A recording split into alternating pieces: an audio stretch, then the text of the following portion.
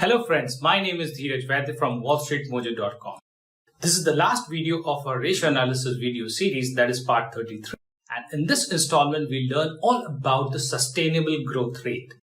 In simple terms, sustainable growth rate signifies how much the company can grow substantially in the future without relying on the external capital infusion, that is the debt and the equity. So in this tutorial, we have basically four things to discuss. Number one, we learn what sustainable growth rate actually means. Number two, its formula and calculations. Number three, we'll find out the sustainable growth rate of Colgate. And number four, its interpretation. But before we jump into the tutorial, a quick reminder. We'll be needing all the working files of Colgate Case Study for this video. So if you haven't downloaded it yet, please do so from the link in the description box below. And also, to keep yourself updated with investment banking and core finance concepts, please do subscribe to our channel, Wall Street Mojo. So let's get started.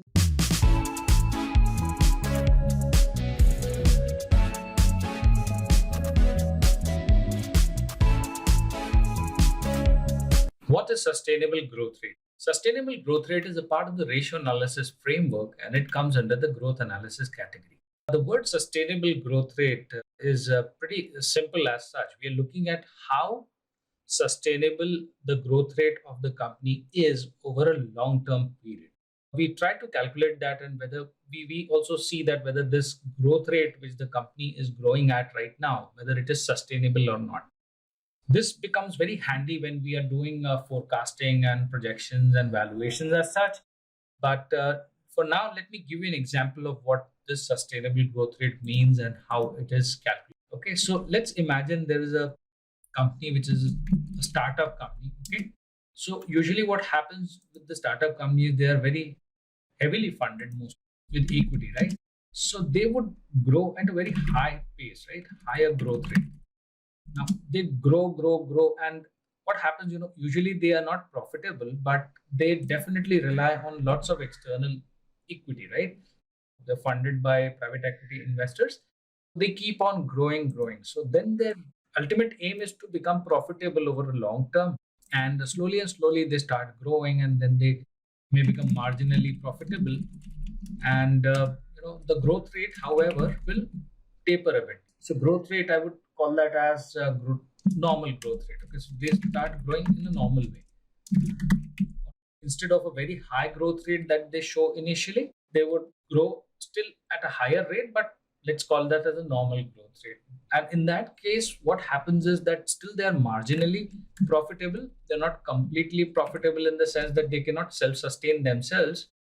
They still look at equity or some form of debt from external parties. In order to run their operations, they are still dependent on equity and debt.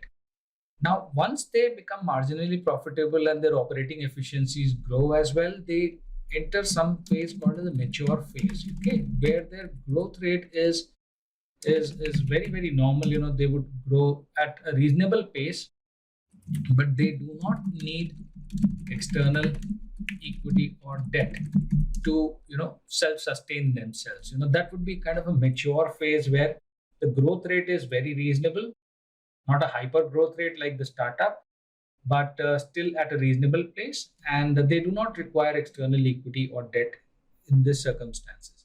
And the last phase usually is defined as a decline phase. If the company doesn't innovate, or maybe are into the wrong product category, or maybe some technological advances have been made across industry and made this company redundant, this company might start getting into the declining phase. So in which the declining phase would mean the company will degrow actually. When we are talking about sustainable growth rate, we are actually looking at this mature phase where the company doesn't need any debt or equity from the external party. What this means is that whatever profit the company is generating, that is kind of sufficient enough to ensure that the company grows at a reasonable growth rate. In order to sustain themselves, they might not need the help of debt or equity. This is what I wanted to tell you. When we are looking at sustainable growth rate, we are not talking about these set of companies or neither this. We're talking about the mature phase of the companies. That's one. Let us now look at how we can go about calculating the sustainable growth rate during the mature phase. Here is the formula for calculation of sustainable growth rate.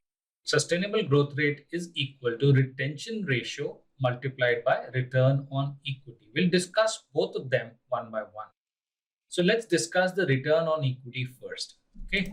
So return on equity is also called as ROE. So what's the formula for return on equity?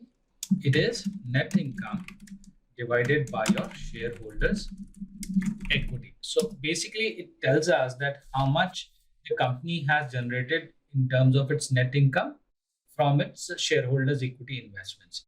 If this was, let's say, 15%, what would that mean? For every $100 of shareholders' equity, the company was able to generate $15 in terms of returns. Meaning of this ROE is pretty simple. That's one part of the formula. The second part of the formula is the retention ratio. Now, this is very important and you should understand this very carefully. Now, what happens is that when the company are in mature phase, there are two options with that company. So let's say they make $100 in terms of net income. Either they can distribute this to the shareholders, or they can retain within the company, right? Now, how will it be distributed or retained will depend on the investment opportunities that the company has. Now, let's say, for example, if the company doesn't have any investment opportunities, they are in the declining phase, say, for example. So what can they do best? The idea would be to distribute all of it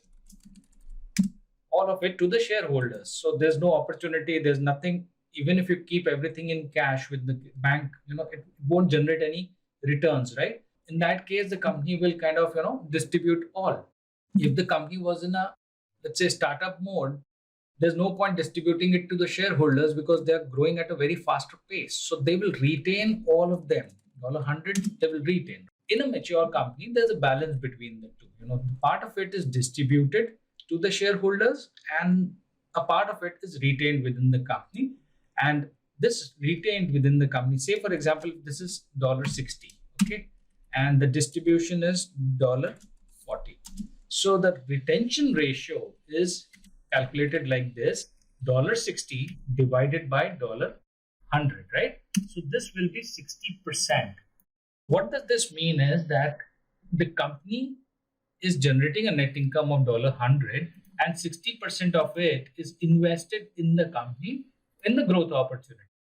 Not all of it is kind of available for the growth opportunities, only 60% of it is available. So if the company is generating ROE of 15%, the overall sustainable growth rate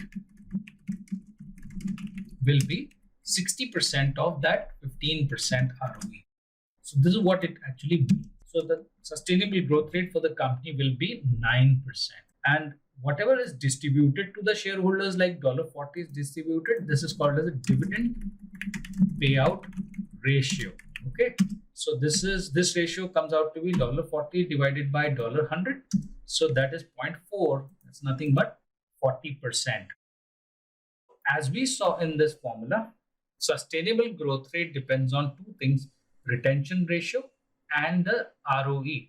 Retention ratio ultimately depends upon the dividend payout ratio and how basically it comes from the management as to what is the dividend policy, how much dividends are they going to distribute to the shareholders, and how much is going to be retained. So all of this needs to be studied historically, and then you can calculate the sustainable growth rate of the company. Let us now calculate the sustainable growth rate for Colgate. For that, I want you to scroll down to row number 161. This is where we are going to calculate the sustainable growth rate. The formula for sustainable growth rate is retention ratio multiplied by ROE, right? And for calculating retention ratio, we'll be using this block. Why is this being used? We have the data of total dividends paid and net income from the historicals of the company. With this, we should be able to calculate the dividends payout ratio. What's the formula for dividends payout ratio? It is dividends divided by net income. Divided by net income is the dividends payout ratio. How much dividend have you paid out of the net income? And then we can, with that, calculate the retention ratio. The formula for retention ratio is nothing but 1 minus your dividends payout ratio. Okay. That's how we are going to calculate the retention ratio. That's the first part of it. The second part is the ROE, or the return on equity. So if you look at our previous videos, you'll find that we have already done these calculations, and we have done this here in row number 137. DuPont ROE is nothing but ROE itself, or you can also refer to row number 130, that is ROE. We have looked at the calculations, and if you want to understand how they came from, how they are calculated, you can refer to those videos on ROE and DuPont ROE. So for now, I'll assume that you understand how the calculations are, and we'll take the figures directly from here. Let's get back to the calculation of retention ratios first. For this, we need the total dividends, right? Dividends paid. So dividends paid can either be found in the income statement, and if it is not available in the income statement, you might get it in the cash flow statement. So usually, since it's a financing activity, you will get this as a part of the financing activity column here. See, in this row, you can see that there's a dividends paid for 2018, 19, and 20 that is available.